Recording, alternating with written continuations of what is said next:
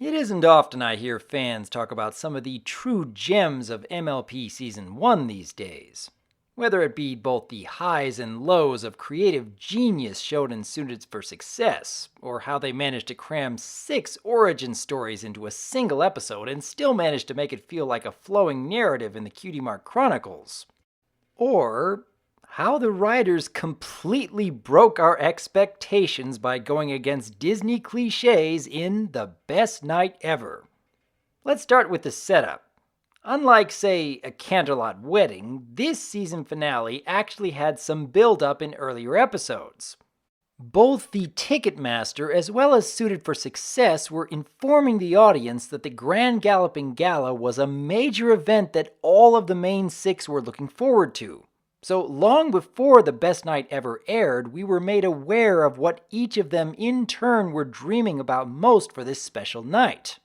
Once their journey is about to begin, a very familiar reference made famous by Disney comes along, albeit with a slight twist.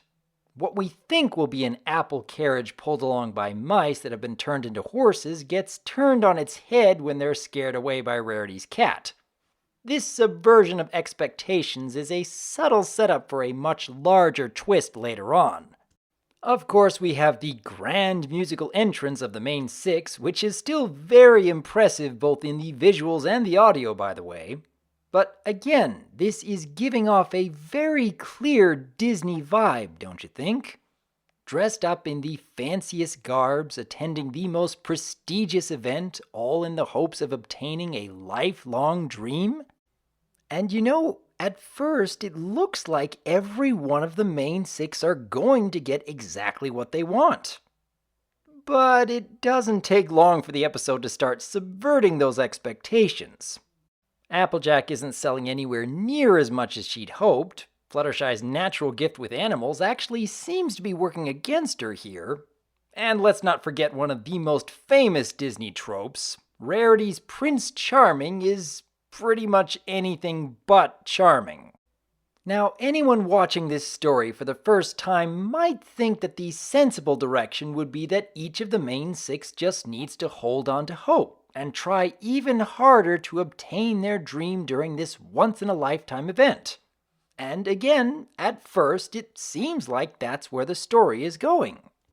But once again, MLP is subverting our expectations. For every time the main 6 try to make something positive happen, it ends up making everything else even worse.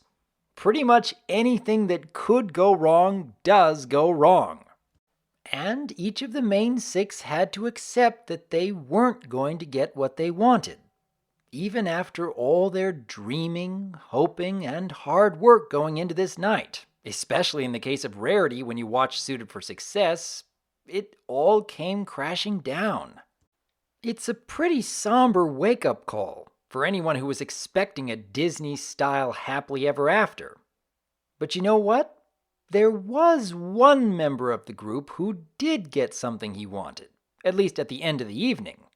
Spike. From the start, he was hoping that he could be with all of his friends, and after each of them had discovered the harsh realities about what their dreams had led to, they were all able to laugh it off and enjoy the evening together. Even Princess Celestia shows up and talks about how much fun she had simply because everything had gone wrong. It's a very interesting sentiment for a kids' show, especially when a lot of your audience has grown up watching the classic Disney films of old. And while future seasons do emphasize how some of the main 6 are able to reach their dreams over time, the fact that the MLP staff decided to put The Best Night Ever in the very first season is, in my opinion, a brilliant move on their part. While Disney teaches us to hold on to our dreams through persistence, hard work, and most important of all, hope, this early episode of MLP reminds us not to forget those who help us along the way. After all, friendship is magic. What do you think? I am Dr. Wolf, and I look forward to hearing from you.